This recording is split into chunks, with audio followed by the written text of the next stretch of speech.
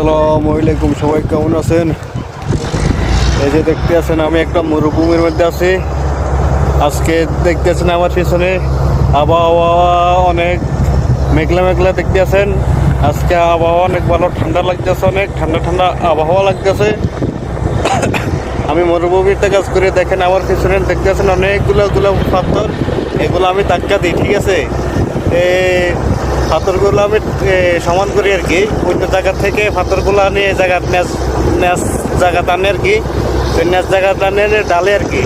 তো যেগুলোর আমি সমান করি আর কি।